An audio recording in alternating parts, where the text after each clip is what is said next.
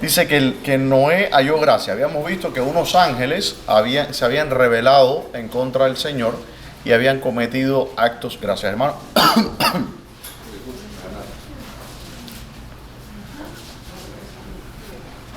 Ahora usted dirá, ¿por qué usted sí está tomando café?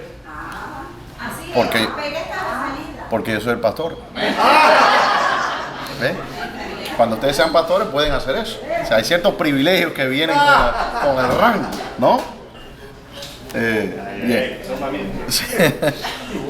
Y hoy estoy vestido con la guayabera que me regalaron allá en Matamoros, en la conferencia, sí, en la conferencia que regalaron guayaberas allá cuando estuvimos en la conferencia en México, que si Dios permite vamos a volver a ir este año. Sí, señor. Lo que me falta ahora son las guayabas. Dice entonces, en el 7, en el 6, dice, se arrepintió Jehová de haber hecho al hombre en la tierra y le dolió su corazón. Vamos a analizar también este versículo, es importante entender esto, que dice que Dios se arrepintió. ¿Cómo puede Dios, siendo que es un ser omnipotente y omnisciente, que Dios conoce todas las cosas que van a suceder, cómo puede Dios arrepentirse? ¿Acaso no sabía Dios que esto iba a ocurrir? ¿No? ¿Cómo explicamos este versículo? Bueno, en el escolio número 40 del Principia Mathematica de Newton, yo sé que algunos acá han leído ese texto, Newton precisamente, a pesar de que es un libro de física, ¿okay? El libro de la Principia Mathematica de Newton, no sé cuántos lo conozcan, a pesar de que es un libro de física, en el último capítulo, en el escolio final, nos menciona, precisamente trata sobre este tema. Y él dice que cuando vemos en la Escritura que dice que Dios se arrepintió, o que Dios, por ejemplo, en este caso, que se arrepintió de haber hecho al hombre, o que Dios retrocedió del mal que iba a hacer sobre el pueblo, etcétera, que eso lo tenemos que entender de una forma analógica. Obviamente Dios, siendo un ser omnipotente, omnipresente, omnisciente, Él sabe todas las cosas, Él sabe lo que va a pasar en el futuro. ¿Cómo puede Dios arrepentirse de hacer un hombre que Él sabía que iba a hacer estas cosas? Pero la única manera en que nosotros, que somos seres conscientes, seres temporales que nuestra situación cognitiva está situada en el tiempo, limitada por el tiempo y el espacio, ¿cómo podemos entender a una mente que trasciende todas las categorías humanas? ¿Cómo podíamos nosotros, los seres humanos, entender a Dios? Sería imposible. La única manera en que Dios puede darse a entender a su creación es si en cierta manera hay una translación, ¿okay? O una traducción de lo divino a lo temporal, ¿no? Entonces Dios nos habla muchas veces en forma analógica, y este es uno de estos casos. Cuando Dios dice que se arrepintió, Dios no se puede arrepentir. Esto es obvio. Cuando dice que Dios se airó, Dios no se puede airar. ¿Por qué? Porque esto significa que hay un cambio, que hay una mutación, y en Dios no hay cambio ni mutación. Significa que cuando Dios se arrepiente de hacer algo, ese arrepentimiento introduciría, si lo entendiéramos de una forma esencial, introduciría un cambio en Dios, lo cual es imposible. ¿Me entienden hasta aquí por dónde vamos viendo? Entonces, por supuesto, la ira, por ejemplo, indica que hay una frustración en la justicia, pero Dios no puede ser frustrado. Sus propósitos no pueden ser frustrados. Por tanto, cuando dice que Dios que se airó, cuando dice a Moisés con el pueblo, dice yo los voy a destruir y Moisés tiene que intervenir por ellos, esto tenemos que entender de una manera analógica, ¿ok? Dios se da a conocer a nosotros en una forma en que nosotros podamos entenderlo. De otra manera, sería absolutamente imposible entender nada de Dios. De otra manera, no pudiéramos entender cuando hablamos del corazón de Dios, ¿no? Aunque estrictamente hablando, Dios no tiene un corazón. Como estamos hablando corazón, no literal, sino como el corazón, como el lugar de las emociones, etc. Porque Dios no tiene emociones. Dios es impasible, como se diría técnicamente. Entonces, cuando Dios dice que se arrepintió, aquí lo que nos está mostrando es que Dios se duele de que el hombre haya hecho esta desobediencia, y de que Él, a pesar de que el hombre tiene el libre albedrío, y los ángeles también, de actuar como ellos quisieran, que a Dios hubiera preferido que ellos fueran obedientes. De la misma manera que el padre, que se duele cuando el hijo es desobediente. aunque no interviene y respeta el libre albedrío del Hijo. ¿Okay? Entonces estos textos hay que interpretarlos de una manera analógica. Y dice que se dolió su corazón porque Dios es Padre. ¿Por qué? Porque Dios ama a su creación.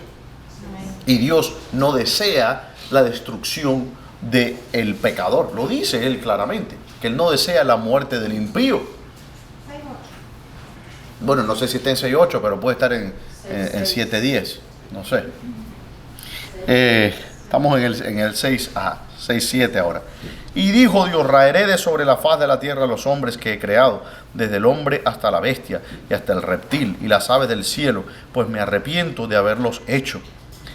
¿Y por qué se arrepiente Dios de haber hecho de haber hecho los reptiles? ¿Qué hicieron los pobres animales? Ellos no fueron los que pecaron, ellos no fueron los que hicieron esta cosa abominable. Parece un poco excesivo el castigo del Señor. De la misma manera, como habíamos visto en el libro de... ¿qué libro era? En el libro de Josué, cuando habla de... ¿Era Josué? No, cuando habla de los amalecitas.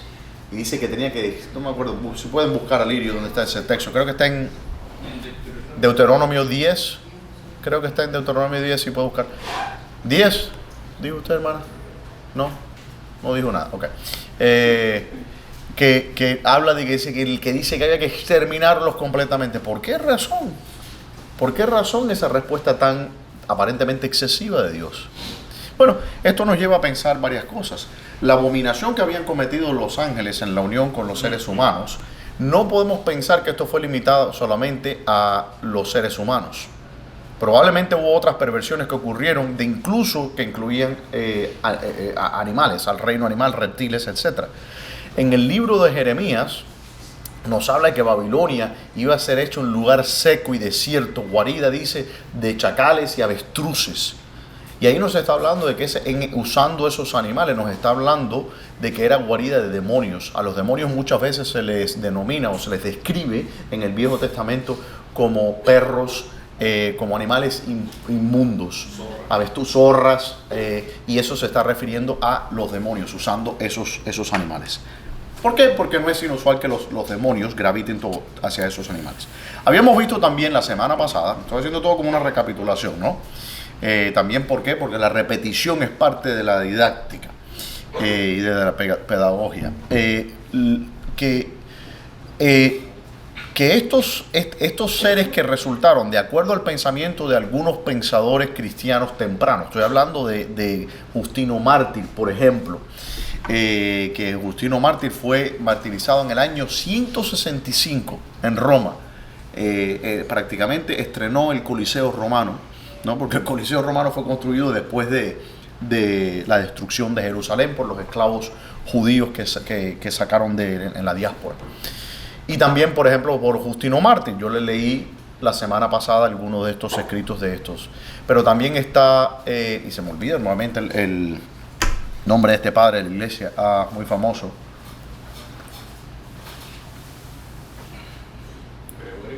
No. Siglo II. Siglo II. Están en el siglo IV ustedes, den 2 siglos para atrás.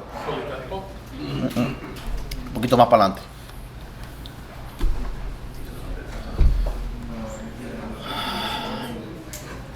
Es que tengo la mente cansada. No, siglo II. Estás en el siglo IV. Bien. Bueno, no me acuerdo ahora. Se me olvidó que te olvidé. Tampoco. Más para adelante. Tertuliano. Gracias, hermano. Justo Tertuliano menciona también al libro de Enoch, por ejemplo. Algunos cristianos lo consideraban canónico, que era un libro inspirado, pero la gran mayoría, el consenso de la sabiduría de la iglesia es que no es un libro canónico. Sin embargo, era un libro que era respetado. Había muchos libros que eran respetados por la iglesia. Por ejemplo, los libros deuterocanónicos, ¿okay? Estamos hablando de Macabeos, etc. Son buenos libros para leer, buena literatura, pero no son libros inspirados. Son libros históricos, libros que describen eventos que ocurrieron, ¿no?, en el periodo intertestamentario. Porque hay que corregir también eso, porque muchos cristianos piensan que estos libros son malos o no hay que leerlos. No es que sea malo, es que simplemente no son inspirados. Usted no tiene problema con leerse un comentario de un cristiano sobre la Biblia, ¿verdad? Usted no se ha leído comentarios sobre Génesis o comentarios sobre Gálatas. Bueno, ¿por qué no se puede leer un comentario antiguo? ¿No? Y eso es eso. Tiene valor como comentario, pero no es palabra de Dios. Los etíopes, la iglesia cóptica etíope u ortodoxa etíope, sí contiene el libro de Enoch en el canon de sus escrituras. Pero ellos son una excepción. ¿Okay? Históricamente la iglesia nunca lo ha contenido, nunca estuvo contenido ni siquiera en el canon de las escrituras de los judíos. Pero sí era un libro que era obviamente leído por los cristianos. Lo vemos porque es citado por Pedro, es aludido por el apóstol Pablo y es citado textualmente tanto por Pedro como también por Judas, como vimos la semana pasada en el capítulo 1 de Judas. Eso fue un chiste. Pueden reírse si quieren.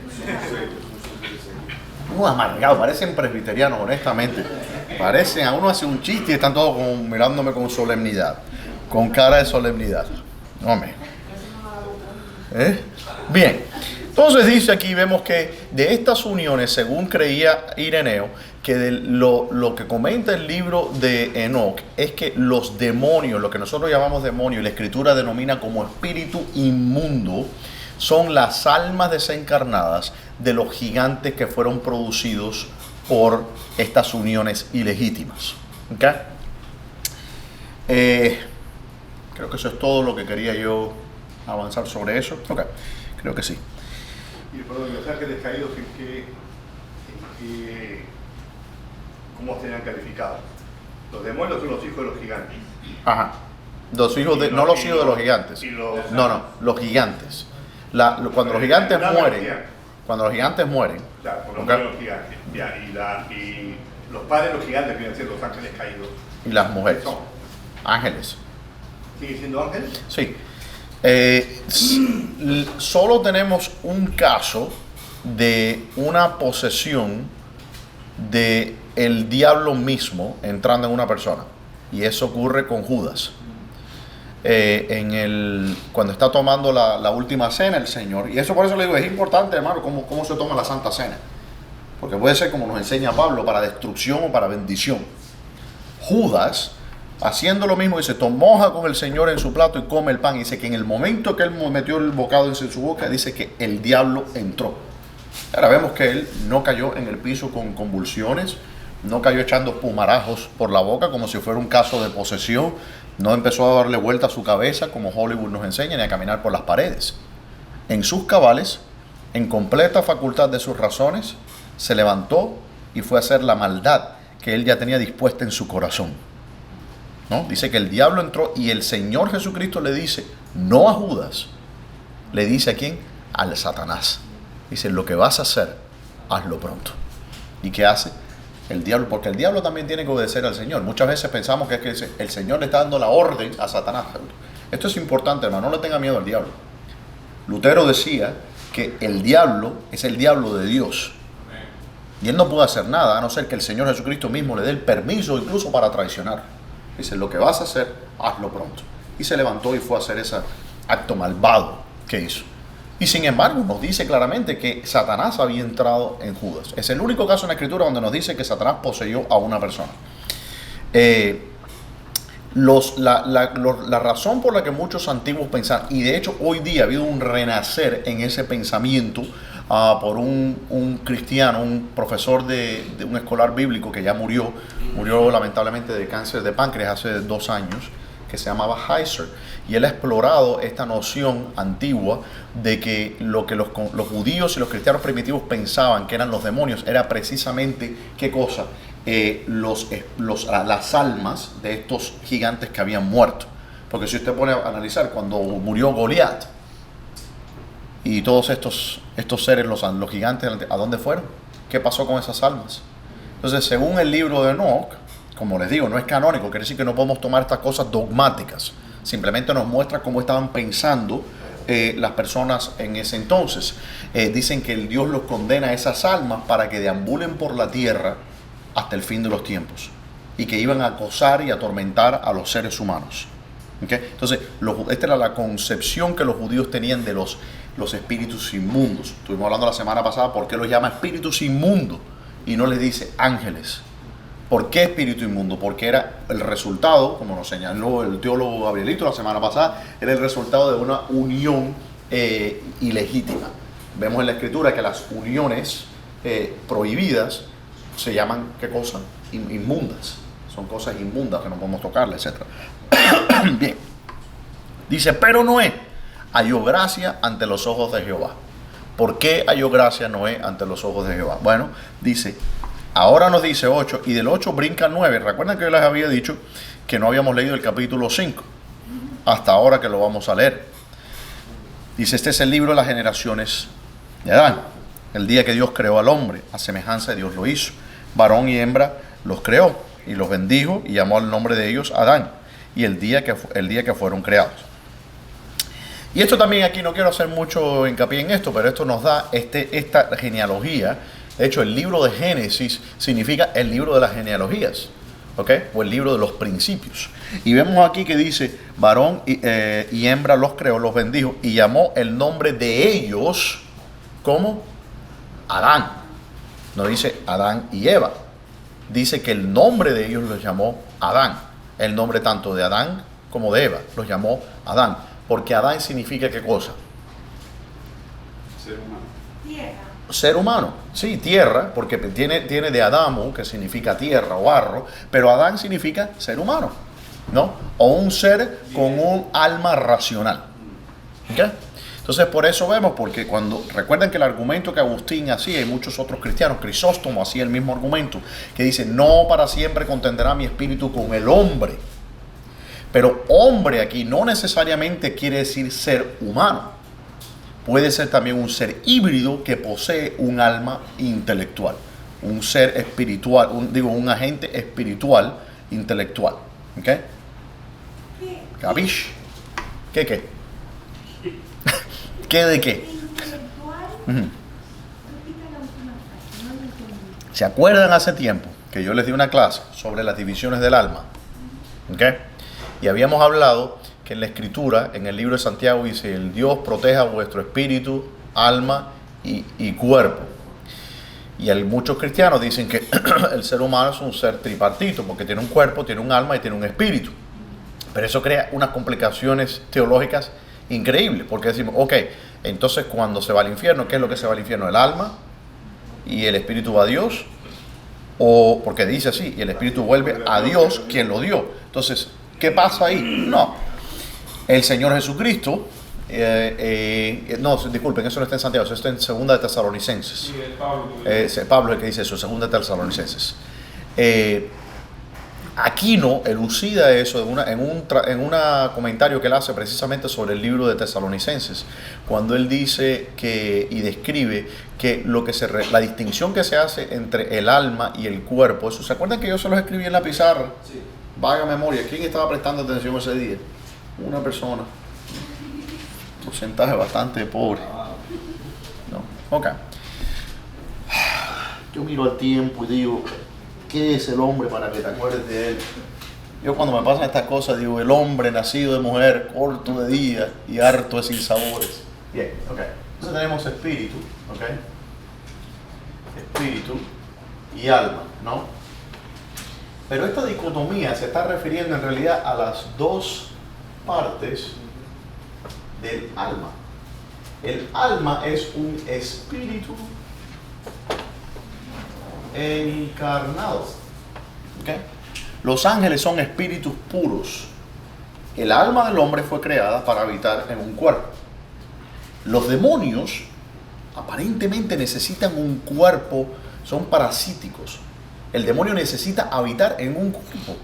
Los ángeles no. Por eso me parece curioso y me parece que eso es más peso para evidenciar este pensamiento de esos antiguos escritores como de este escolar, cuando el Señor saca la legión de demonios que tenía este hombre, el Gadareno, o los Gadarenos, porque en realidad había dos hombres, ¿no? Pero, ¿qué es lo que le piden los demonios? No nos manda el levismo, dice, permítenos entrar a los cerdos. ¿Por qué? ¿Por qué necesitaban entrar en los cerdos? Necesitan un cuerpo. Necesitan un cuerpo. Los ángeles no necesitan un cuerpo. Entonces eso es algo interesante también. Pero el ser humano necesita un cuerpo. Si nosotros no necesitáramos un cuerpo, entonces la encarnación de Cristo hubiera sido superflua e innecesaria. Y tampoco necesitaríamos una resurrección física, porque ya cuando el hombre muere, es librado del cuerpo y ya estamos en el cielo cantando Kumbaya. Qué lindo, ¿no? Entonces, ¿para qué resucitar el cuerpo? La única que se ríe de mis chistes eres tú. ¿Eh? Cata, se ríe de mis chistes. Va a hablar con ella, me parece, voy a disciplinarla después.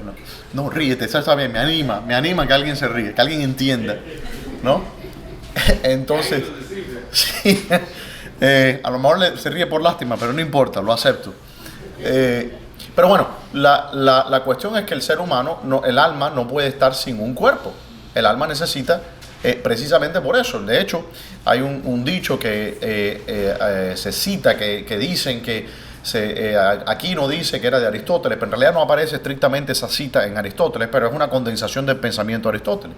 Dice, nihil est in intellectu, quod primus non fuerit in sensu. Dice, nada está en el intelecto que primero no estuvo en los sentidos. Quiere decir que una persona que muere, que su alma deja su cuerpo, y esa persona es imposible ser salva. No se le puede predicar el evangelio. Entonces ya como terminó esa alma, ahí quedó hasta que vuelve entonces la resurrección. ¿Ok? Entonces, en la escritura hay una parte que es la parte más sublime del alma del hombre. Y eso es lo que nosotros llamamos el logos. Dice en la escritura que aquella luz que alumbra a todo hombre, no dice a los cristianos, no dice a los creyentes, dice que alumbra ¿a quién? A todo hombre, que esa es la luz del logos. El logos, que es ¿qué cosa? La razón, el raciocinio. Aristóteles define, y ustedes dirán, bueno, ¿por qué cita tanto a los filósofos paganos? Bueno, porque ellos nos han dejado estas categorías con las cuales nosotros podemos pensar sobre estas cosas, ¿no? Aristóteles define al hombre como un zoon logon echon. Dice, un animal con un logos, con una razón, con un raciocinio. Esa parte, el mismo Aristóteles dice que si hay algo eterno en el hombre, es eso. Es el logos, es la parte intelectual. Porque la otra parte, que es del alma, por eso se hace distinción en espíritu y alma, es la parte que está relacionada con las funciones corporales, ¿no? El reflejo de Babinski en los bebés, ¿no? O sea, o cualquier reflejo, aquí tengo un doctor, ¿no? Cualquier reflejo del cuerpo, cualquier reflejo neurológico funciona, la respiración, la presión arterial, todo eso es el alma, ¿no? Con un cuerpo que se va deteriorando poco a poco. El apóstol Pablo también nos habla, dice que el hombre espiritual, dice, el hombre carnal, pero la palabra carnal, en realidad la palabra que se usa ahí en griego es psíquicos. El hombre psicológico, el hombre que tiene una psiquis, dice, no puede entender las cosas del espíritu porque para él son locura. Y eso tiene sentido. Pero el hombre espiritual, y nosotros pensamos que esa dicotomía se refiere a los creyentes y los no creyentes. No, eso se refiere al hombre natural, que dice, o físico, ¿no? O psíquico, y al hombre espiritual que nosotros tenemos. Nosotros entendemos el evangelio no con la mente, no con el entendimiento, sino con el intelecto. Por eso dice, pero el hombre espiritual entiende o juzga todas las cosas, pero él no es juzgado por nadie. ¿Por qué? Porque el hombre natural, es decir, las facultades inferiores no pueden juzgar las facultades superiores. Son las facultades superiores las que juzgan las facultades inferiores. Entonces, esa es la distinción entre espíritu y alma. No sé si contesto su pregunta, traté de ser lo más breve posible, pero es imposible explicar esto porque esto es una pregunta compleja. Recuérdense, por favor, anótenlo para que después no me vuelvan a preguntar.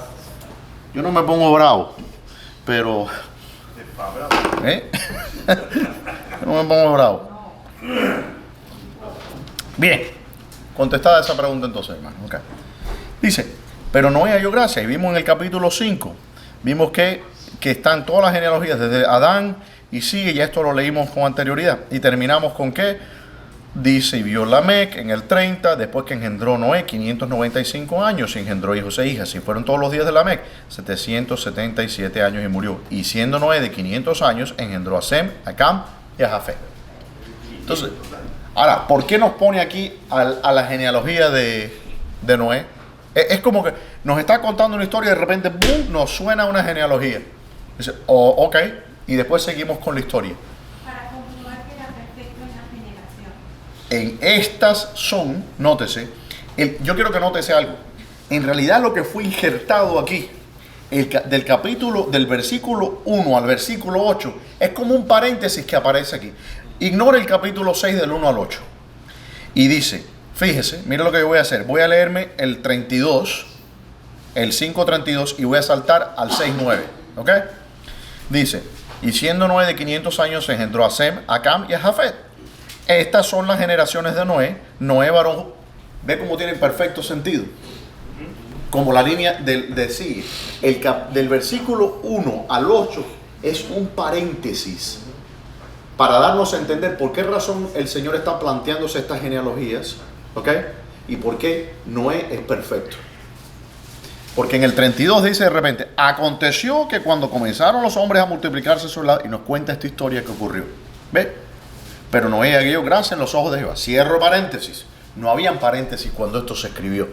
De hecho, ni siquiera había espacios entre las letras. ¿No? Entonces, pero podemos imaginarnos como un paréntesis porque hay un paréntesis contextual. No sé si eso sea un término, pero bueno, había un paréntesis ahí y continúa ahora la historia en el 9. Estas son las generaciones de Noé. Noé, varón justo, era perfecto en sus generaciones. Quiere decir que había una raza, ¿okay?, una cepa pura en Noé. Que lo que había pasado aquí en el versículo del 1 al 8 no había tocado a Noé. No lo había contaminado. Por tanto, de Noé dice que Noé halló gracias al Señor, porque el Señor dice que él quería ¿qué cosa? Dice, raeré sobre la faz de la tierra los hombres que he creado, desde el hombre hasta la bestia, hasta el reptil y las aves del cielo, pues me arrepiento de haberlos hecho. Pero Noé halló gracia delante de Dios. ¿Por qué halló Noé gracia? Porque el Señor miró y dice, este viene desde Adán, tiene un linaje puro. Tiene un linaje puro. Así como el Señor Jesucristo tiene un linaje puro. Había una intención diabólica en destruir el linaje del hombre. Porque si Satanás lograba erradicar completamente la línea desde Adán hasta Cristo, no hubiera podido haber un Mesías. Imagínense que toda la raza humana hubiera sido contaminada. Entonces Cristo no hubiera podido nacer de Adán. Si usted mira las generaciones del Señor Jesucristo, que vienen desde Adán, ¿verdad? Hijo de fulano, hijo de Mengano, hijo de Adán, hijo de Dios. ¿Se acuerdan? Creo que eso está en Mateo, creo que es la de Mateo, la de, no me acuerdo cuál de las dos genes. La de Lucas la de Lucas, que va de adelante para atrás. No, sí. Ok. Dice, y engendró Noé 3 hijos, Sem y Cam y Jafet. Y se corrompió la tierra delante de Dios, y estaba la tierra llena de violencia. Y miró Dios la tierra, y aquí que estaba corrompida, porque toda carne había corrompido su camino sobre la tierra. Hay un concepto bíblico que nosotros los cristianos, post era de la Ilustración, post era de la Reformación, no entendemos. Y es el concepto de que las acciones del hombre contaminan su entorno. Nosotros pensamos que el entorno contamina al hombre, pero en realidad es el hombre que contamina el entorno. Eso lo vemos todo a través del Viejo Testamento, donde las acciones del pueblo de Israel o del pueblo que sea, contaminaba la tierra donde estaba, y Dios maldecía la tierra en que estaba.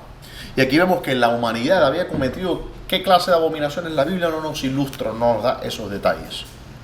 Sabemos, hay libros, como vimos, extrabíblicos que nos comentan lo que posiblemente ocurrió aquí. En el libro de Judas nos da a entender lo que ocurrió aquí.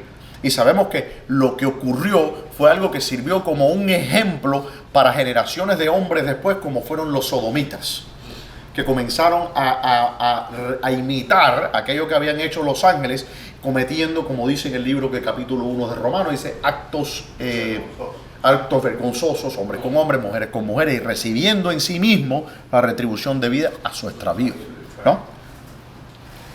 ¿Fue Voltaire el que dijo el hombre nace sano y la sociedad no se rompe? Bueno. Moisés. No, Moisés. Voltaire. Voltaire. No, Voltaire. No fue. Está cerca. Rousseau fue el que lo dijo. Entonces dice que el hombre es bueno en su estado natural.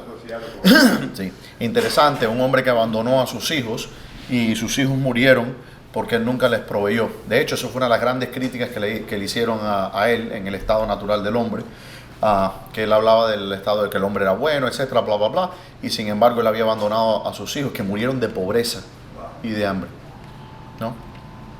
Ya, ahí está el hombre de la ilustración, ¿no? Igual que Voltaire, son gente malvada. Aunque bueno, por lo menos Rousseau tenía un paso más adelantado que Voltaire, porque por lo menos no era ateo, creía en Dios, ¿no? ¿En qué forma creía Dios? Eso pero dice, como dicen en Colombia, creo que dice que creía, ¿no? Dice que creía. Porque en una fiesta dice que lo habían invitado y él escuchó que alguien estaba hablando de uno de sus escritos y dice, no, porque Voltaire es ateo, no cree en Dios. Y dice que él vino furioso, no Voltaire, disculpe Rousseau. Y le dice que él le gritó y dice, no, monsieur, je crois en Dieu. Y dice, no, señor, dice, yo creo en Dios. Ok, si eso es creer en Dios, entonces, ya. Dice entonces aquí, y dice, y se corrompió la tierra delante de Dios y estaba la tierra llena de violencia. Y miró Dios la tierra y aquí que estaba corrompida, porque toda carne había corrompido su camino sobre la tierra. Ahí está porque el Señor quiere destruir no solamente a los hombres, sino también a los animales. ¿Qué fue lo que había ocurrido aquí? Nosotros no sabemos. No sé si el Señor nos lo revelará en alguna vez. Pero algo ocurrió. Yo no sé qué clase de híbridos o lo que sea habrá hecho. De hecho, había una película de Marlon Brando cuando ya estaba viejo que se llamaba La Isla del Doctor... Can you Google that for me? The Island of Dr. Whatever by Marlon Brando. You can Google it. Mortis. ¿Cómo se llama? No me acuerdo, que era un hombre que vivía en una isla y él había hecho toda clase de monstruosidades e híbridos con animales, mezclando seres, y algo espantoso. ¿Sabe lo que estoy hablando, no? Ajá. Bueno, algo así me imagino que habrá ocurrido en el planeta Tierra, ¿no? Ok. Dice... Dijo pues Dios a Noé, he decidido el fin de todo ser, porque la tierra está llena de violencia a causa de ellos, y aquí que yo los destruiré con la tierra. Hazte un arca de madera de gofer, y harás aposentos en el arca, y la calafatearás con brea por dentro y por fuera. Y de esta manera la harás de 300 codos de longitud del arca, de 50 codos de anchura y de 30 codos de altura. Una ventana harás al arca y la acabarás con un codo de elevación por la parte de arriba y pondrás la puerta del arca a su lado y le harás piso bajo, segundo y tercero. He aquí que yo traigo un diluvio de agua sobre la tierra para destruir toda carne en que haya espíritu de vida debajo del cielo. Todo lo que hay en la tierra morirá. Mas estableceré mi pacto contigo y entrarás en el arca tú, tus hijos, tu mujer y las mujeres de tus hijos contigo. Y de todo lo que vive, de toda carne, 2 de cada especie meterás en el arca para que tengan vida contigo. Macho y hembra serán, de las aves según su especie y de las bestias según su especie, de todo reptil de la tierra según su especie. 2 de cada especie entrarán contigo para que tengan vida. Y toma contigo de todo alimento que se come y almacénalo, y servirá de sustento para ti y para ellos. Y lo hizo así Noé. Hizo conforme a todo lo que Dios le mandó. Aquí hay tanta enseñanza. No toda la carne fue contaminada. Órale. Hay un remanente que estaba puro todavía, de los animales, de la bestia. El Señor ve, es un detalle interesante, porque el Señor dice de toda carne. Ahora, no nos da detalles en cuanto a, probablemente no significa que, yo creo que la manera en que yo lo interpreto cuando dice aquí que toda carne había sido contaminada, yo lo entiendo como que de toda especie que Dios había creado había sido contaminada, pero eso no significa que todos los miembros de esa especie no habían sido contaminados. ¿Okay? Otra cosa, entonces aquí hay una gran enseñanza porque muchos autores han hablado y han sacado mucho de eso. La glosa ordinaria habla sobre las dimensiones del arca, sobre los pisos, y tiene enseñanza en cuanto a esto, que es una enseñanza alegórica, ¿no? En cuanto a esto. Obviamente el arca es un símbolo de ¿qué? De Cristo. Es un símbolo de Cristo. Tiene una ventana en la parte de arriba que va a los cielos. Tiene una sola puerta al costado. A la misma manera que el Señor Jesucristo tenía una puerta a su costado que se le abrió, ¿no? De la cual fluyó sangre y agua. Así también como a Adán dice que fue abierto su costado para sacar a Eva, que representa la iglesia. Pero ahora la iglesia que sale del costado la iglesia que en símbolo sale del costado de Adán, tiene que entrar en el costado de Cristo. ¿Está viendo? La humanidad que salió del costado de Adán tiene ahora que entrar al costado de Cristo y ser parte de su cuerpo. ¿Ve? Porque dice, vosotros sois mi cuerpo, etc. Entonces una gran enseñanza espiritual que se enseña aquí. El número 50, ¿okay? Es un número que es interesante y es muy importante. No es un número accidental. En la Escritura no vemos números accidentales. Los números también nos enseñan algo. ¿Quién me puede decir algo sobre el número 50? ¿Qué representa el número 50? Ya lo puedo. Medio siglo. Medio siglo, dice el hermano. Brillante, una observación brillante. Yo no puedo, demasiado alto para mí, no lo puedo entender, dice. Esta sabiduría es muy... No estamos en ese nivel. Yo no estoy en ese nivel. Quisiera, pero no llego. Bien. ¿Qué significa el número 5 o el número 50? La Escritura. 5 de muerte. No. Y este es la humanidad. Perfección. No. Algo similar a plenitud. No, eso es el 10. Es liberación. Media. Está más cerca. Liberación.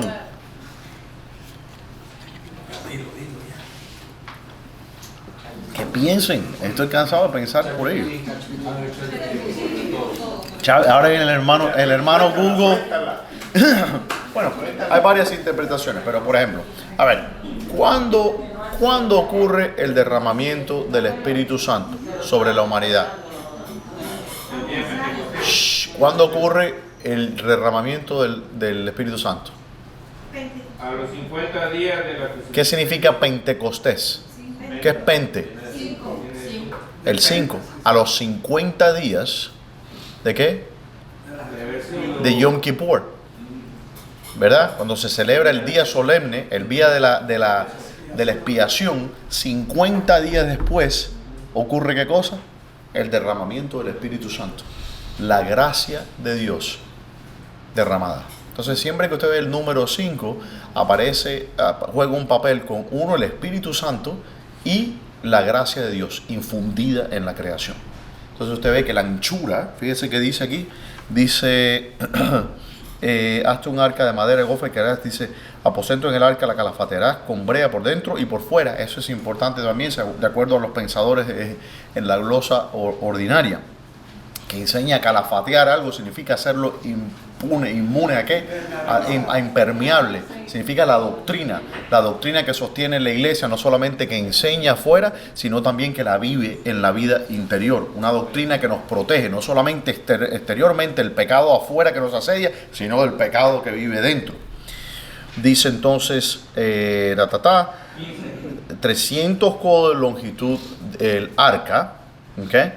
Y 50 codos de su anchura. La capacidad tiene ¿qué cosa? La capacidad que tiene el Cristo es la capacidad de la gracia, la capacidad del Espíritu Santo, 50. ¿Okay? El derramamiento del Espíritu por medio del cual las personas entran en él. Y el 300 son ¿qué cosa? 30, ¿no? Multiplicado por ¿qué? Por 10. 10 que representa en la Escritura. Totalidad. Comprenso, todos los múltiplos de 10 significa la totalidad, ¿no? ¿Y 30? ¿Qué significa el 30? ¿Ah? Tiene que ser una clase de numerología. No, eso le llaman gematria, le llaman lo.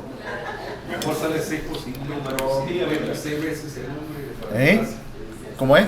Ese número sale 6 por 50. Sí, también. Es decir, muchos de los glosistas, no sé si decir glosistas, los glosarios, no sé, los anotadores de la glosa hacían ese tipo de cálculo y veían, por ejemplo, uno de ellos era ese que usted está comentando. También comentan, por ejemplo, que 10, el símbolo de la compleción, el tres pisos. Tres pisos que representan los tres. Bueno, también no la Trinidad, sino los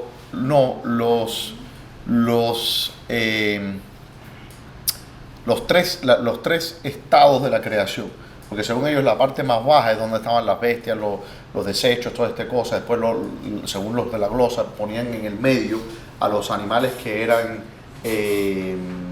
no eran inmundos, pero que tampoco eran animales, por ejemplo, las vacas, etcétera, que se usaban para los sacrificios. Y en el último lugar ponían a los hombres y a estos animales que eran animales, ¿cómo se dice? Limpios. O limpios, vamos a decir animales limpios, ¿no? Pero bien, aquí se puede sacar mucho de esto, una enseñanza alegórica. Pero lo que significa básicamente es que esta arca contiene, ¿qué cosa? A toda la humanidad. Es un arca que ofrece salvación como el Señor Jesucristo por gracia. ¿Para qué? Para la plenitud de la humanidad. Okay. Y dice, uno de los versículos que a mí me encanta, dice, y lo hizo así Noé, hizo conforme a todo lo que Dios le mandó. Ahora vamos a hablar un poco de el diluvio, ¿no? Y el diluvio es uno de los temas más contenciosos de nuestros tiempos en cuanto a la interpretación de la Escritura. Muchos niegan, la mayoría niega que hubo un diluvio universal. ¿Okay? Y estoy hablando incluso entre cristianos. Hace poco un cristiano, un filósofo cristiano que yo admiro mucho, Lane Craig, hizo un comentario que me pareció descuidado, me pareció un comentario innecesario, no importa cuál sea la postura. Y él dijo que era completamente absurdo pensar que había habido un diluvio universal, que eso era simplemente insostenible. Intelectualmente insostenible. Y bueno, a lo mejor es intelectualmente insostenible, pero la palabra de Dios, que está por encima del intelecto humano, nos declara que esto fue lo que ocurrió. Okay. Si el diluvio hubiera sido un diluvio localizado, yo creo que hubiera sido aún mayor, requiere mayor fe que un diluvio universal. ¿Por qué? Porque yo no sé si usted conoce algo de las aguas o de los vasos comunicantes. No entiendo cómo Dios contuvo esas aguas, que dice que estuvo por encima de todos los montes, contenida en ese lugar. Además, no hubiera sido mucho más fácil al Señor decirle, mira Noé, muévete tú y los animales, voy a mandártelo a aquella parte porque voy a inundar esta parte que está aquí. Entonces mejor no hacía falta que construyera un arca, sino carretas, y que cargara a todos los animales y se los llevara a un lugar donde no iba a llover. Absurdo, completamente absurdo. El diluvio fue universal. Y el diluvio, la evidencia del diluvio está en todas partes. Y lo podemos ver. La estratificación de la corteza terrestre. Y de hecho, en el 2014, voy a traérselo, se lo voy a mandar por algunos chequearon en lo que yo le mandé el comentario de la matemática. La señorita matemática que nos dice que 2 más 2 es racista. ¿Vieron eso? Qué profunda enseñanza. Bueno, hay de esos también. Entonces, en el 2014 se hizo un estudio porque el argumento siempre ha sido que después del diluvio, ¿a dónde se fue toda esa agua? ¿Se ha puesto usted a pensar? Bueno, en el 2014 se hizo un estudio que mostró, sorprendente para los científicos, que debajo de la corteza terrestre hay suficiente agua para inundar la Tierra, sobrepasando hoy día el monte Everest, pero sobrepasando el monte Everest. Ahí creo que hay para inundar suficientemente la tierra suficientemente como 3 veces o algo, eso no me acuerdo. Voy a buscar el estudio que lo tengo guardado en mi computadora y se los voy a mandar por WhatsApp para que lo lean. Okay. Dicho eso, podemos ver las evidencias en la estratificación, el récord fósil nos muestra también, vemos como las diferentes especies, la deposición, y no quiero entrar en todos esos detalles, pero la deposición de los fósiles, etc. Es decir, que no solamente por el testimonio de la Biblia, que es suficiente, sino también porque la evidencia es observable. Es observable. ¿Okay? Por Turquía estaba la barca. ¿Eh? ¿En qué país estaba la barca? ¿La qué? La barca. ¿Qué barca? El arca. El arca. Bueno, ok. Algunas personas dicen haber encontrado el arca de Noé. Esto viene dando vuelta de hace siglos. Es decir, en Perú la encontraron, sí. En el virreinato, con eso construyeron el palacio del virrey, ¿ves? Entonces, pero si se juntara, yo creo que todas las piezas y las astillas y las reliquias del arca de Noé que se han sacado por los siglos, podríamos construir no una, probablemente 14 arcas. Mire, hermano, la realidad es esta, ¿okay? Y póngase a pensar lógicamente. Cuando el arca vino a descansar sobre el monte Ararat, ¿okay? Piense esto, un mundo completamente destruido, ¿okay? Ahora tiene Noé y su familia, tienen que sobrevivir y repoblar la tierra. ¿Qué cree usted que hicieron ellos cuando tenían no sé cuántas toneladas de madera? ¿Con qué construyeron ellos sus casas, establos, etcétera, etcétera, etcétera? Como decía en El Rey y Yo, el arca. Si usted tiene ahí, uno tiene que ir a Home Depot, tiene ya todas las maderas precortadas. ¿Usted piensa que dijeron que linda esta arca, vamos a dejarla como una reliquia porque en el siglo XXI van a venir unos cristianos y van a... Por supuesto que no, del arca no queda absolutamente nada. ¿Okay? Noé agarró con un hacha y le fue arriba al arca, ¿para qué? Para construirse el altar sobre el cual quemó las bestias, para crear un corral donde tenían que guardar los animales, para crearse una casa para vivir. ¿No?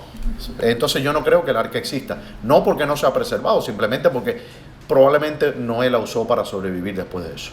Ya. Entraron 2 de cada especie Sí. al arca. Sí, Cuando salen del arca, Noé ofrece sacrificios. sí.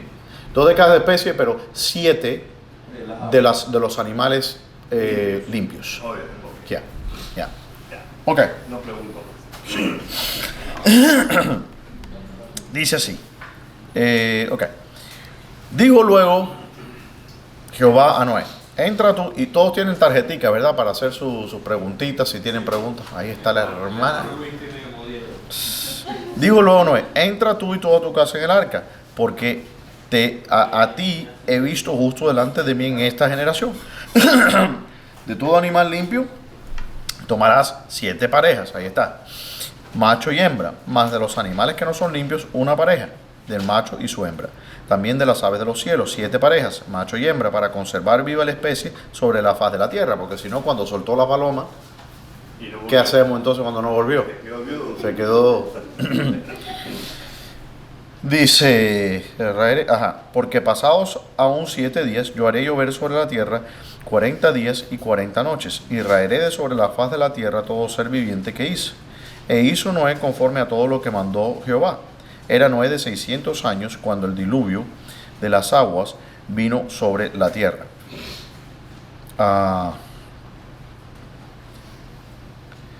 Y dice, y por causa de las aguas del diluvio entró Noé al arca, y con él sus hijos, su mujer y las mujeres de sus hijos, de los animales limpios y de los animales que no eran limpios, y de las aves y de todo lo que se arrastra sobre la tierra.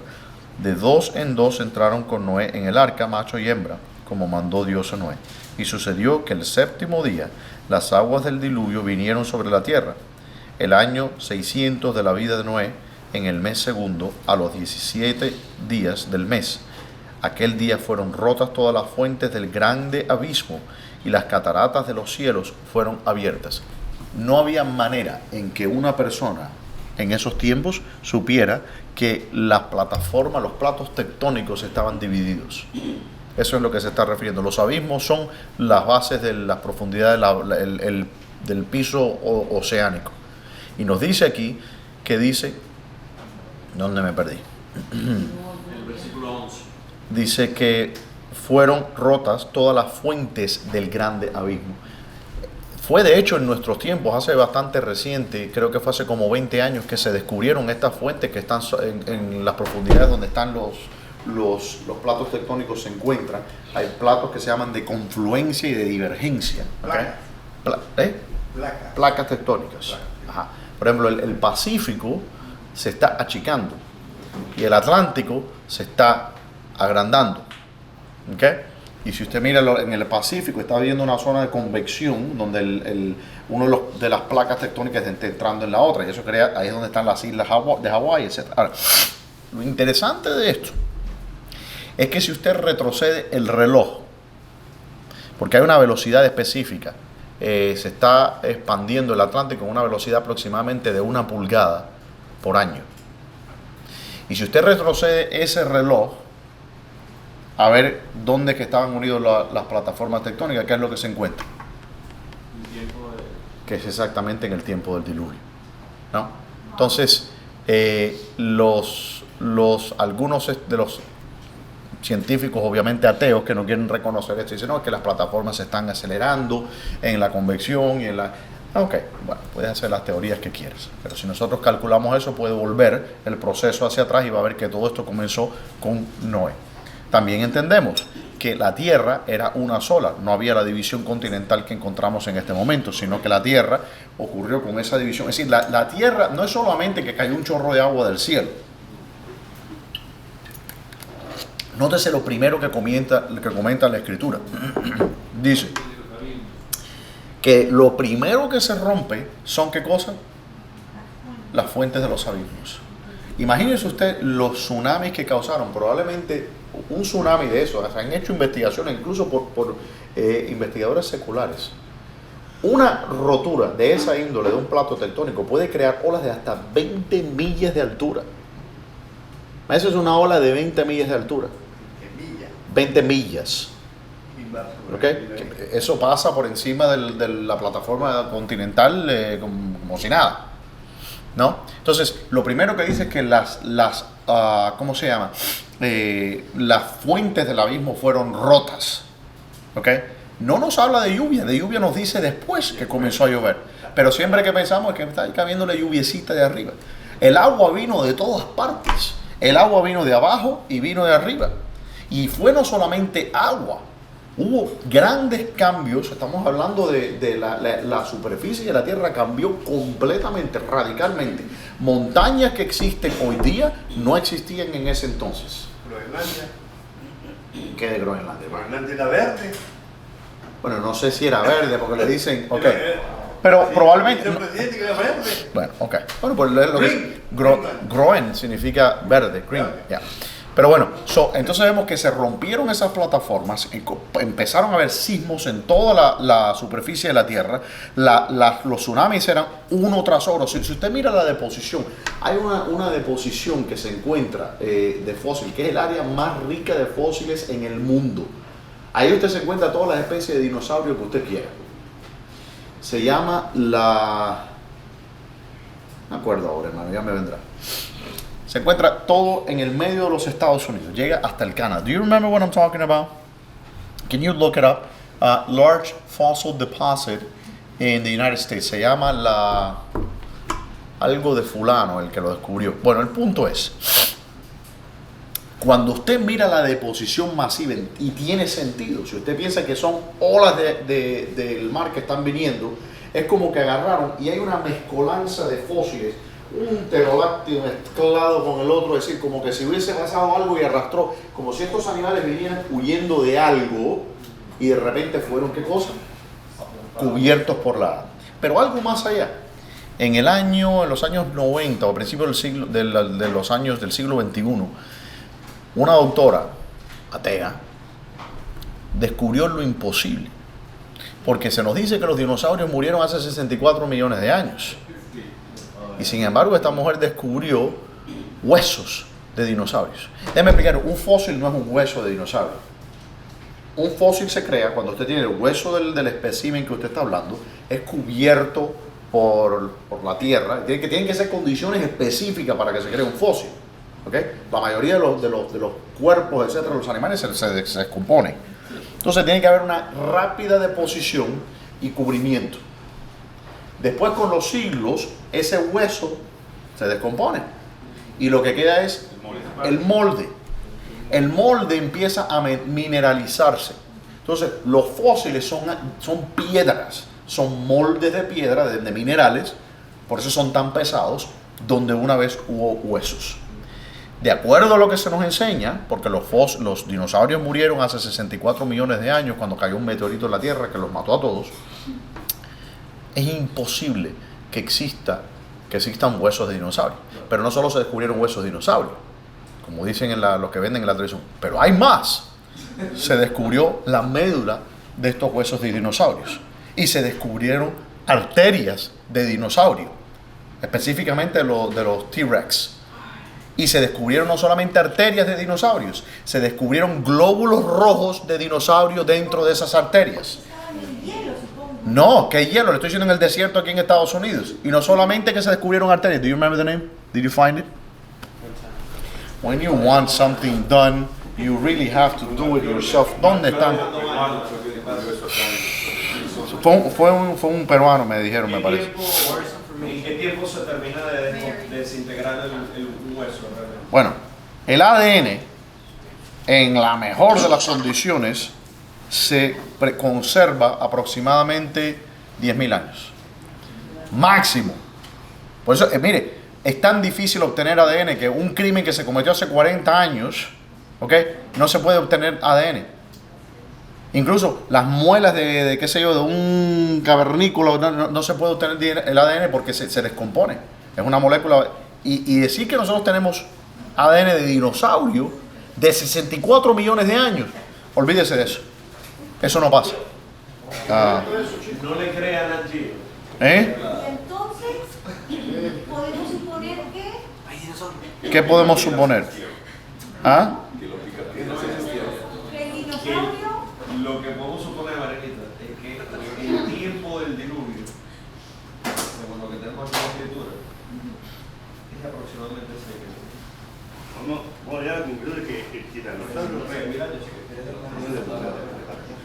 y hasta los dinosaurios se ahogaron ese día. querían algo de comer. No llegaba. Bueno, se llama el Parque Nacional de Fósiles, se llama así. Y es un área que cubre todo lo que es la parte. Después yo lo busco y se los mando, se los pongo por WhatsApp. Llega hasta Montana.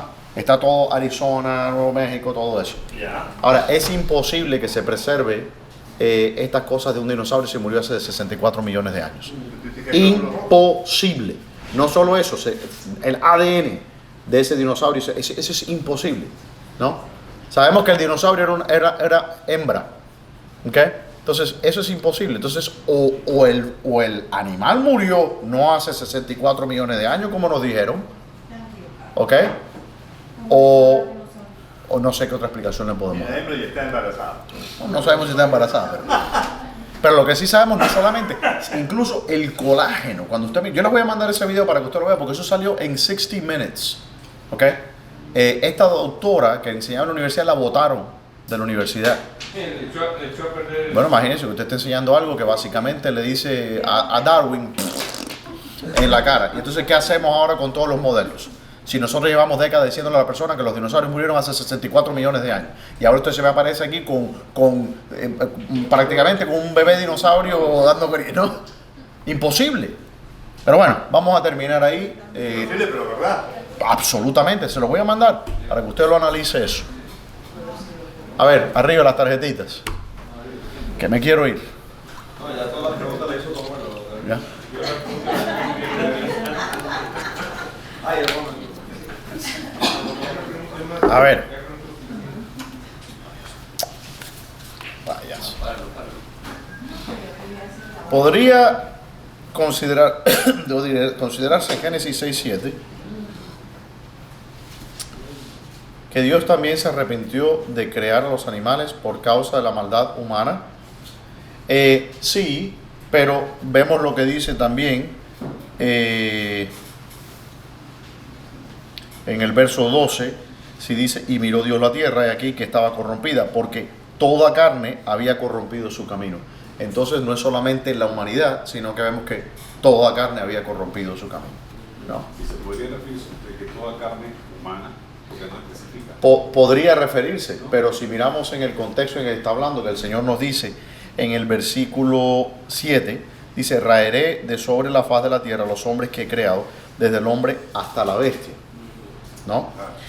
Dice, y hasta el reptil y las aves del cielo, pues me arrepiento de haberlos hecho. ¿Por qué se arrepiente el Señor de haber hecho los animales y las bestias? Puede que me diga, me arrepiento de haber hecho al hombre, ¿no? Y entonces en el versículo... Algunos entienden que el propósito de los animales es para el hombre. Y si no hay hombre, no hay razón de los animales Porque Dios puede crear. Además, se entendería, creen algunos que lo que el maligno quería era alterar la genética humana con el propósito de que no venga el Mesías. Era el propósito principal. No había propósito en lo de los animales, que es posible, ¿no? Pero no había Bueno, propósito en eso. no, sí había, y es pervertir completamente la creación de Dios. Satanás vino a la creación a acabar con esto. Él quería destruirlo todo. Entonces, obviamente al hombre, lo creó al hombre, pero no sabemos qué otro tipo de... Sabemos, por ejemplo, que se hacían todo tipo de lo que se llama bestialidad en los pueblos que los israelitas desplazaron, que se cometían actos abominables. ¿Okay? Estamos hablando de bestialismo ritual que practicaban en el paganismo. Entonces, no nos sorprende que este tipo de cosas, hasta hoy día se ocurre, que ese tipo de cosas ocurrieran en ese entonces. Ahora, lo que yo me fío, o lo que me apoyo, es que quiera raer a todos los animales, y en el versículo 12, y miró Dios la tierra aquí que estaba corrompida, porque toda carne había corrompido su camino sobre la tierra. Puede referirse a los seres humanos, pero en el contexto de que anteriormente nos dijo que Él quería eliminar a todos los seres que creó en cuyo espíritu había vida, me lleva a pensar a mí que la corrupción fue más generalizada que solamente los hombres. Ahora, lo dejo ahí. Esa es mi opinión sobre eso. Dice, Pablo enseña que la creación entera sufre las consecuencias del pecado humano y gime esperando la redención final. Sí. Amén. No sé quién escribió esto, pero amén.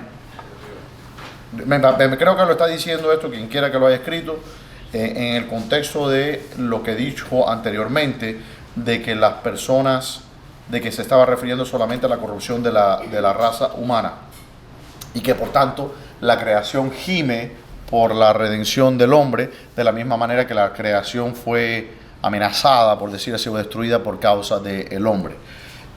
Sí es cierto, pero no podemos olvidar que la maldición cae sobre la tierra por causa del hombre. Entonces, en ese sentido está hablando de eso.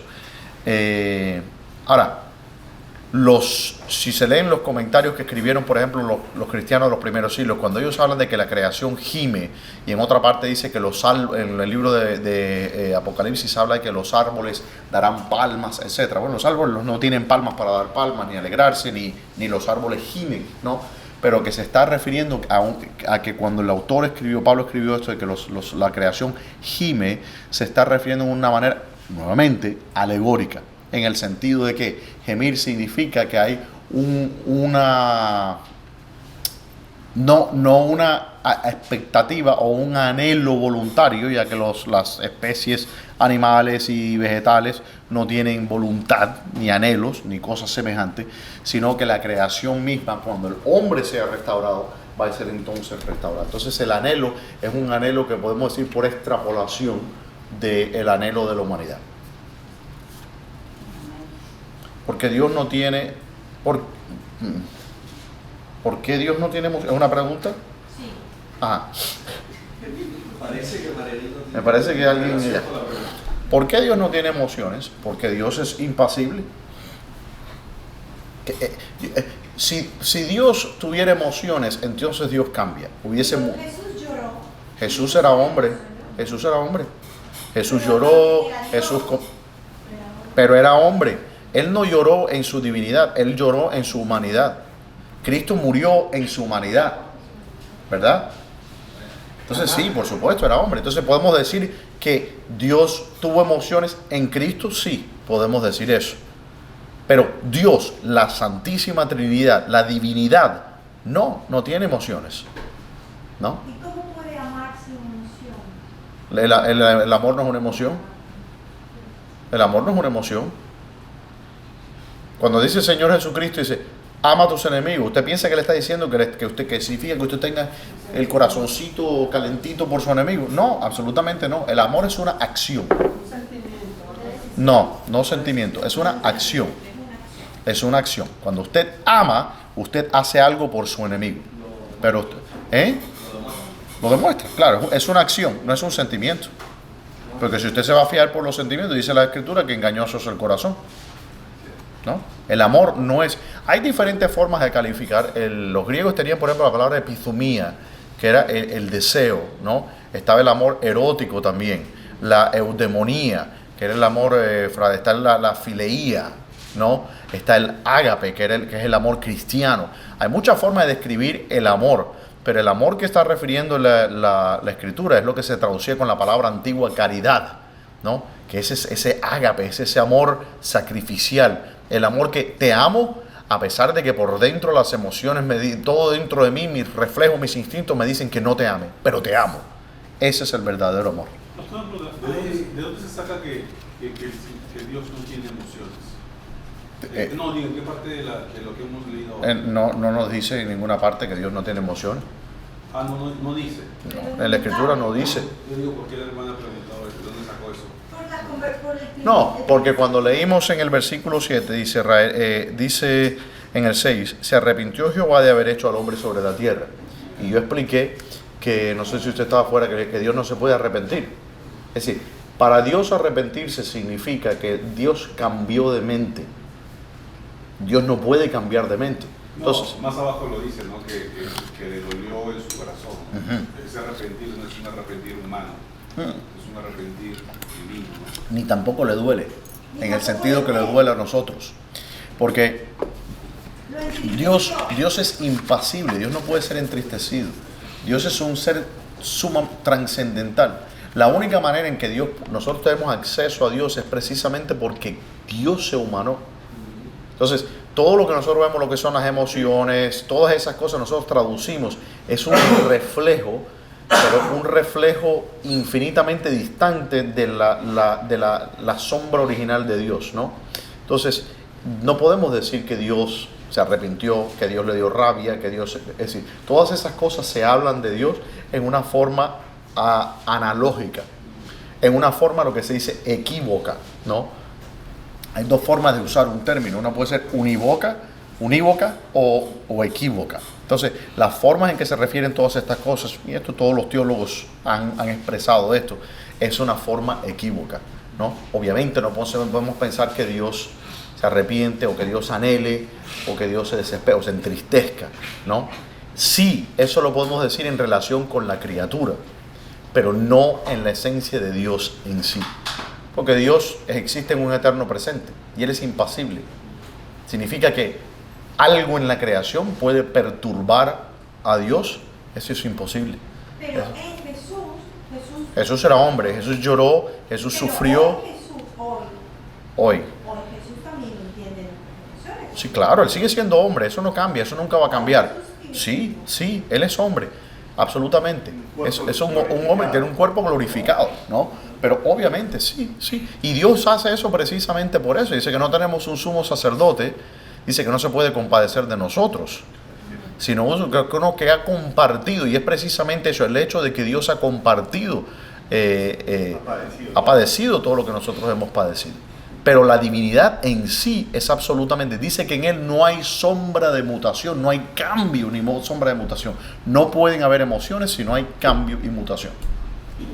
Pero pensar en eso en el sentido de que Dios cambió cuando Cristo vino y empezó a tener emociones a partir de ahí. ¿Eso es lo que se entiende? Dios no empezó a tener emociones, Dios no tiene emociones. Cristo tampoco tuvo emociones. Cristo sí, hermano, no escuchó lo que estaba diciendo. Cristo sí, Cristo sí, pero Cristo es un hombre, es un hombre Dios. Pero si miramos, vamos hacia atrás y vamos a decir en el año, no sé cuándo nació el Señor, 4 antes de Cristo. El año 4, creo que fue 4 o 6 antes de Cristo cuando nació el Señor.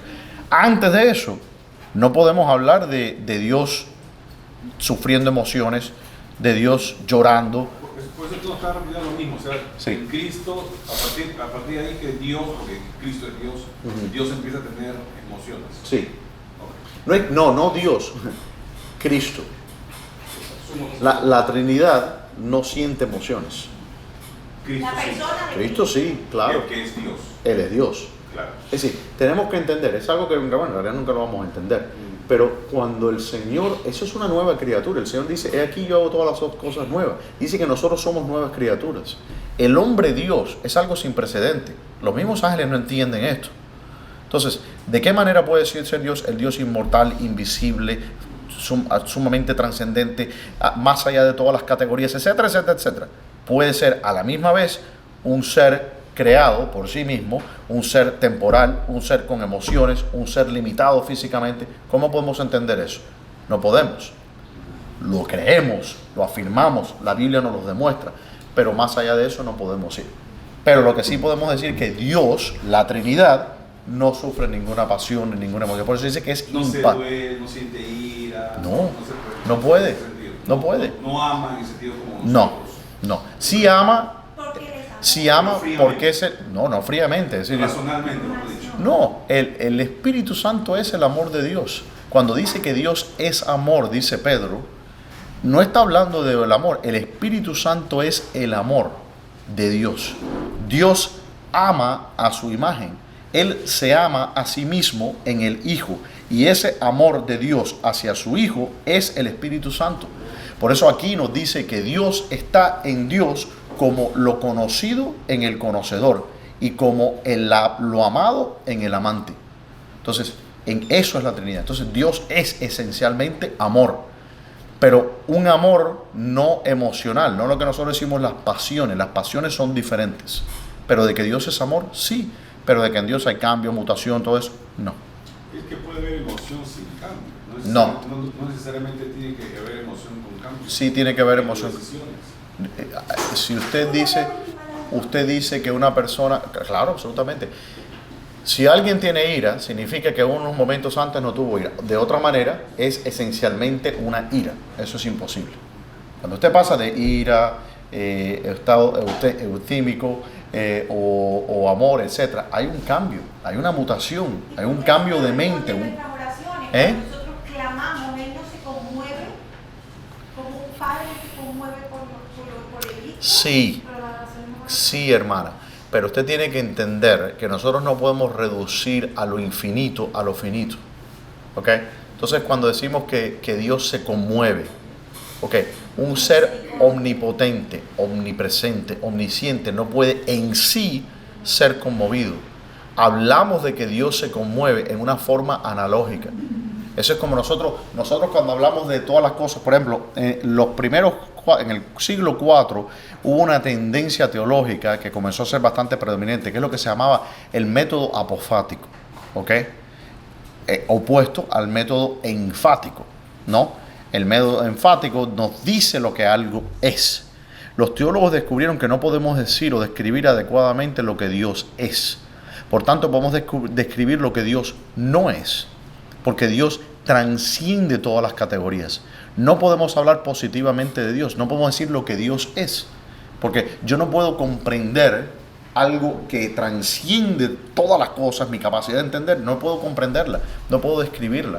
Entonces, obviamente yo no tengo otro punto de referencia que mi humanidad, y Dios me encuentra ahí. Dios tiene un encuentro conmigo en mi humanidad y me habla en términos de mi humanidad. Pero eso no significa que mis atributos humanos sean transferibles o sean proyectados a Dios. No, hay una gran barrera. Y dice, así como están los cielos altos de los cielos, y dice, el Señor transciende los mismos, los serafines, ¿ok? Que son los seres creados más altos, los más sublimes, los espíritus más puros, no se pueden acercar a Dios. ¿No? Hay un límite, hay una barrera insuperable entre la magnificencia de Dios y el ser más elevado creado. ¿Entiendes? Entonces, hablamos de Dios en estos términos porque de otra manera no tendríamos que quedarnos callados. Por eso dice el salmista, dice, cuando entré en tu presencia, dice, enmudece cuando estés en la presencia del Señor. Y también dice, sean pocas tus palabras. ¿Qué puedes decirle a Dios? Nada. ¿No? Pero precisamente es por eso, porque en Dios vemos, ¿qué cosa? La reflexión de lo indescriptible. Por eso dice que el Espíritu Santo intercede por nosotros, ¿cómo? Con gemidos indecibles. El nombre de Dios no puede ser dicho, no puede ser proferido, no puede ser por nadie, por ningún ser creado. Entonces, ¿cómo podemos entonces hablar? ¿Cómo podemos tener una relación con ese ser? A no ser que ese ser descienda a nosotros, a nuestra humanidad, y nos hable en términos de que podamos entender. Porque si Dios no nos habla en términos de emociones, de arrepentimiento, de dolor, de sufrimiento, no entendemos nada. ¿Qué vamos a entender? ¿Entiendes? Es rebajarlo. Claro, es como si cuando yo voy a hablarle, por ejemplo, a mis hijos, yo no puedo hablarle como les estoy hablando a ustedes, a Pocho. Fíjense que me voy a sentar a Pocho a explicarle así como le estoy explicando a usted. Él se me queda así como, ahora sí yo le hago, ahí viene para... Y él me entiende perfectamente lo que estoy diciendo. Y me dice, ahora sí, me señala para acá y me dice para acá. Y él me responde, y me hace así. ¿Me entiende? Ahora, ¿significa que él entiende lo que yo estoy? No, absolutamente no. Él no tiene ningún acceso a la vida de la razón todavía. ¿Me explico? Eso es más o menos ahí. Okay. Es un conocimiento muy limitado. Claro. Agustín dice, si comprendis, non es Deus. Dice, si lo puedes comprender, entonces no es Dios. Dice, sí, hermana, disculpe. Entonces, se le ora entonces al Espíritu Santo, no le ora, entonces no es a Dios. Sí, ese es Dios. El que lo entiende, el Espíritu Santo. El Espíritu Santo, cuando uno le ora a Dios, ¿ok? Él es el traductor, por decir así. Claro. Y usted está orando, Somos templos. y usted está orando diciendo, Señor, qué sé yo, y el Espíritu está diciendo, no le hagas caso, ella necesita esto y esto y esto y esto. ¿Ok? Entonces, el Espíritu Santo, que es Dios, intercede por nosotros, ora por nosotros, asiste a nuestras oraciones. ¿No? Porque dice que nosotros no sabemos cómo debemos orar. Él está en nosotros. Claro. Dice, ¿quién es el consejo de la iglesia? Que eligió los libros. ¿Que usted lo dijo? Repítame la pregunta. Usted dijo, refiriéndose al libro de Enoch. Sí. Que era un libro, Pseudepigráfico. bueno, entonces dijo, el consejo de La sabiduría de la iglesia, el consejo de la iglesia, ok, sí. ¿Quién es él? No, el consejo de la iglesia es la sabiduría de la iglesia por los siglos, no es que la iglesia se juntó para decir, ok. Ahora, si usted le pregunta a un testigo de Jehová, okay, o a alguna otra persona, va a decir que en el concilio de Nicea, que dicho sea de paso, celebramos ahora este agosto, 1700 años del aniversario del concilio de Nicea. Okay. 325, ok, se celebró de junio a agosto del año 325. Y muchos... en Cusco. En Cusco creo que fue. En el virreinato. Atahualpa estaba ahí. El emperador, dice que el emperador estaba, ¿no? Entonces, muchos piensan que se sentaron ahí los teólogos, hubo 218, depende de qué lista usted lea, 218 teólogos que estaban atendiendo, y que ellos decidieron qué libros iban a ser incluidos en la escritura. Eso no pasó así, ¿ok? Ya la iglesia en su sabiduría sabía y usaba estos textos. Lo que se hizo fue que se escribió un canon de las escrituras, ¿ok? Para ser propagado oficialmente. Es decir, no es que ellos dijeron, ok, esto sí, esto no, votamos, esto sí, esto no. No, ellos simplemente escribieron y dijeron, habían creo que cuatro condiciones para el canon. Uno, antigüedad. Los textos tenían que ser antiguos. ¿Okay? Segundo, catolicidad. Significa universales. Tenían que ser usados por todas las iglesias. No que una iglesia oscura, la iglesia de Margate tenía este texto y nada más que ellos lo tenían y nadie más había escuchado, como el libro de Enoch, que lo tenían los etíopes. ¿Okay? Entonces, catolicidad. Tenía que ser universal. El otro era autoría. ¿Okay? ¿Quién escribió este libro? Lo escribió una persona que nosotros no conocemos, o lo escribió un apóstol o un discípulo de los apóstoles. ¿Cuál es el cuarto? Bueno, primero, a ver, ¿quién se acuerda cuál era el cuarto? ¿Ustedes no estaban ahí? No me acuerdo cuál era. Pero el punto era, los libros de los 4 evangelios entraron así, como si nada. Todas las cartas del apóstol Pablo fueron aceptadas sin discusión. No hubo debate sobre esto. No hubo debate. No es que, bueno, vamos a hacer. Hubo 3 libros que fueron debatidos. Podemos decir 4. El libro de Judas. Santiago. No. ¿Fue Santiago? No. Tercera de Juan. Judas. Tercera de Juan. Y el libro de Apocalipsis.